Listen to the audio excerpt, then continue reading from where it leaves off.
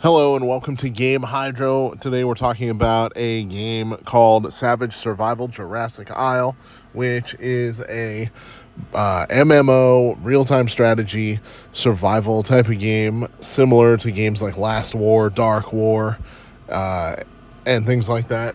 Only this one is themed around the dinosaur era, not around zombies or around nasty winters. So we're going to talk about some tips, tricks, cheats, and strategies here. So the main point of the game, of course, is, at least for for a large chunk of the beginning of the game, is to go through chapters in order to unlock the ability to play against other players and to do the beast mode of the game, join a clan, and all kinds of other stuff.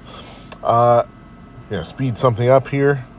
When you get your VIP level high enough, and this can happen for free. If you get VIP level 1, anything that you speed up that has less than a minute left can be automatically finished. You just have to hit the button that says free. Or you can use speed up items in order to speed the construction up, or you can use gems, but you may not want to quite use gems yet. There are far more permanent uses of gems that you can do. We'll get into that in a bit, but first hit the icon on the left side of the quests to take a look at what all the quests are. So you have various chapter tasks. This is what is left on the main quest, and then down here you got the side quests, which can earn you all kinds of items, from beast homes, which can summon beasts, all the way to lots and lots of gems. And of course, lots of gems are very nice. So that's growth tasks. Now here under chapter tasks, this is what you have to do in order to get to the next chapter.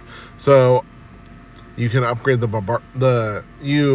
ones that we have left to do are to upgrade the Barbarian Camp to level 7 and the Tribe Center to level 8. After that, we'll be able to tap down here, claim the chapter rewards, which earns you more beast summons, a lot more gems, and 5-minute and 1-minute building speed ups. Now, over here under Beasts and Beast Odyssey, we have another factor of the gameplay here. So, Beast Odyssey is a sort of adventure mode that will allow you to fight beast against beast, kind of like a Pokemon battle, but with more intimidating looking creatures. You have offline income, so hit the claim button.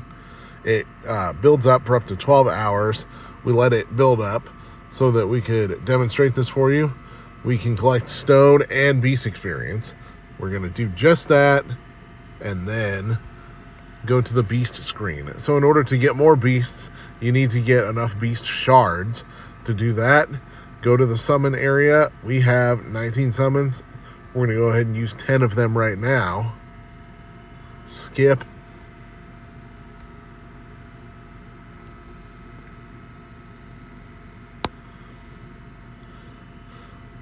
Now, as you saw here, sometimes you will get an entire beast, not just beast shards, by doing the summon. However, that is extraordinarily, ridiculously rare. But you can tell what the rarity of the beast is by the color of the photo. So the Great Rex is gold, so that is epic. Young Rex and Titan Snapjaw, both rare.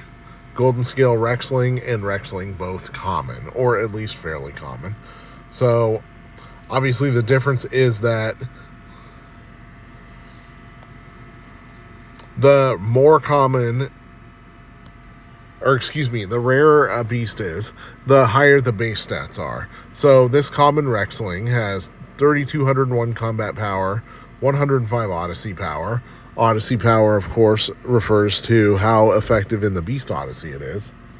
Now we're going to move over, and over here, the Snapjaw has 4,268 combat power and 141 Odyssey power. So we're going to take all the stuff that we collected and we're just going to level up the Snapjaw. Number one, because the base stats are pretty good. Number 2, because I used to live in the deep south, so you know what? I'm a little bit partial to alligators. Sue me. Anyways, back to the Beast Odyssey. When you get far enough in your quest, you'll be able to add 2 or even 3 beasts at a time to your lineup.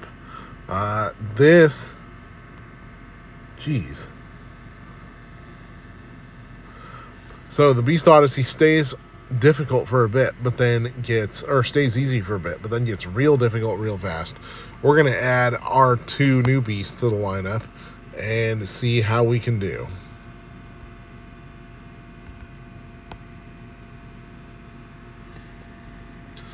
Obviously, we've got 4X on, so the speed of the battle is very fast. We just want it to be done as fast as possible. And despite the level disparity, it looks like we have the advantage here. We're going to do another battle so we can continue to talk about it. The difference maker here is the skills. You can either turn on auto mode, which will make the auto button gold, or you can turn off auto mode and then use the skills manually when they charge up, which auto button is silver for that one. We're going to turn on auto mode, though, because we like the battles going by as fast as possible. And after you win, you can also turn on the button that says automatically challenge the next stage. If you have a strong enough battle party, this will allow you to keep fighting and fighting and fighting, continually earn rewards without having to put in much actual work for it, at least directing it, much of it yourself. So turn on basically automate everything in order to speed the game up. We're going to let this battle finish out. It's almost done. This Stegosaurus is almost cooked.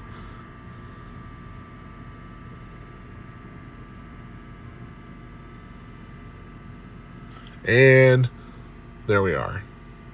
So, an easy 5 levels. And we can go to 3 levels. Plus, if we want to go to the Beast Arena, we can do that and put our beasts up against the beasts that other players have. Now, when you're doing that, you want to try to battle against the person with the lowest amount of battle power. So this Leon person has only 1 trophy, but a ridiculous amount of battle power. So we're going to avoid them, and we're going to avoid Lily Arietta and Chaotic Artist because they're actually pretty tough. Let's hit refresh.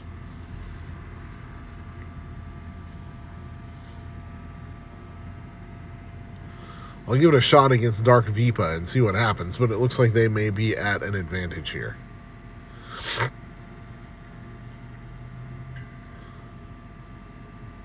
Yeah, no kidding about the advantage. So our battle power on theirs. Let's see if we got... Oh, there's one weak person.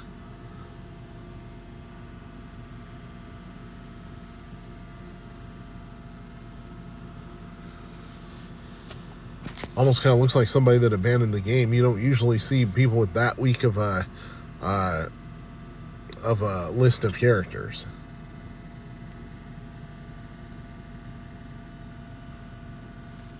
So that's our one battle for now, because that's really the only one we're going to win. But keep collecting the upgrade materials and collecting the offline income in the beast area that gives you the upgrade materials, and you will be good to go. Back to the village.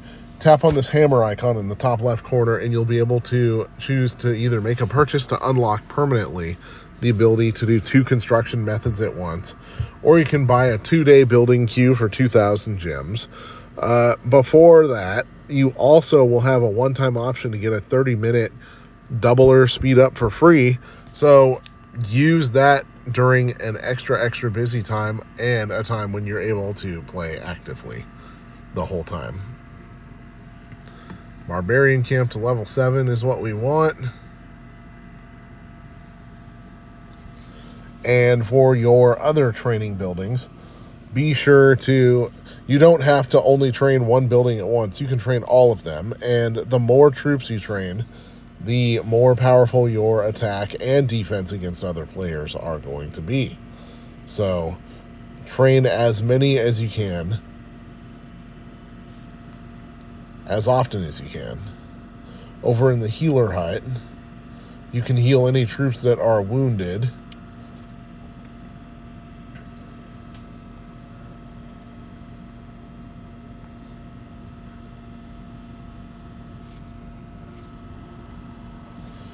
And then the warrior cabin allows you to increase training capacity and troop speed for all of your troops.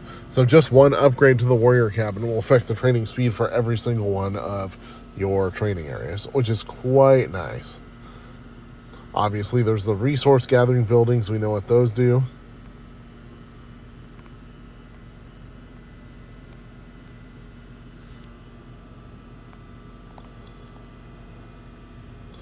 And make sure to use 2 fingers to zoom in or zoom out. Over here, you got the watchtower. The watchtower will tell you if another player is marching toward you, so you can prepare your defense. Later on in the game is when you get it. Tap this little icon over here in order to choose to build either development buildings, warfare buildings, or ornament buildings. Make sure to build the storehouse as soon as you unlock it, and to upgrade it as high as you can in order to protect the highest number possible of resources from player attacks. Another way you can protect resources is not to claim prizes like this and not to use resource giving items until you absolutely need them. So if you do absolutely need them, then you can try to build something you can't afford, and the game will prompt you to use an item to get exactly what you need and no more, or at least as little more as possible in order to complete the construction. Over here in the item area, you can see all the items you have, including not just resource items or resource boosting items, but you have these individual gem boosters. So we only show as having a couple thousand gems, but we have all these items that can give us a massive amount of gems. Plus resources like gold, food, wood, stone, training speed ups, which are blue, building speed ups, which are green.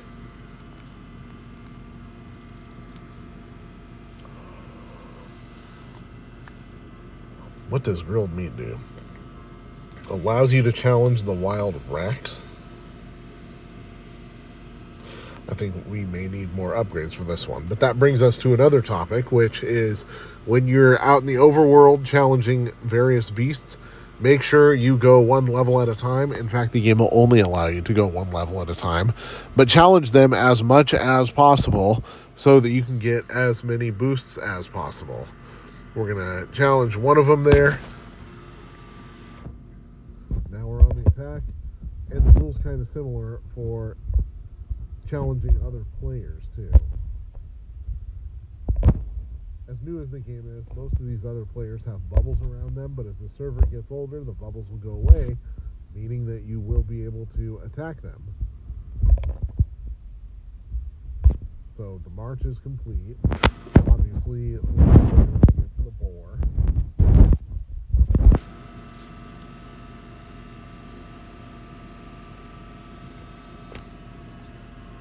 And that got us 1,000 wood, 1,000 beast experience, 40 gold, 150 stone, and 1,000 food. So make sure to use these various marching expeditions to make up for what you might be missing in your own resources. Because sometimes your resources can get wildly out of proportion. Like if you have 5,700 food like we do versus, 295,000 stone. We're going to fight a 1 level higher boar in order to get a little more. Now, always be sure to check your mail. Even if you don't think that there's going to be something cool in there, you may have something you're missing. For one, we got a clan invitation. Just going to accept that for the sake of the video.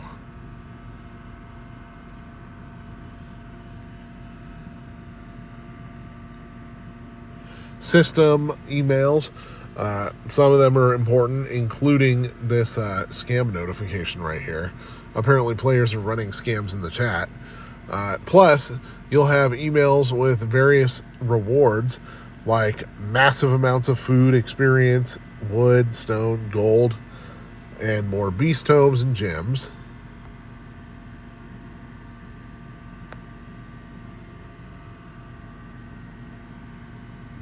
Be sure to read everything possible and claim everything possible. Just for fun, we're going to go here and draw 10 again because we have 10 more to draw. And if you perform a total of 50 beast searches, you are guaranteed to get a legendary beast. We did not get any of that this time. We got a number of shards. But we're going to go here.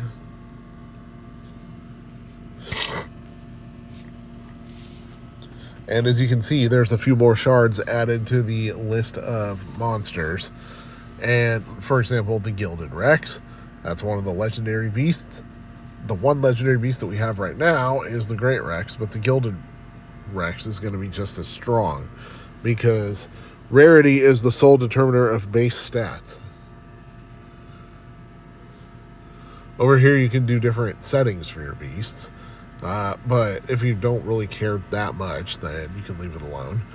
Just be sure to set at least one beast dispatch preset.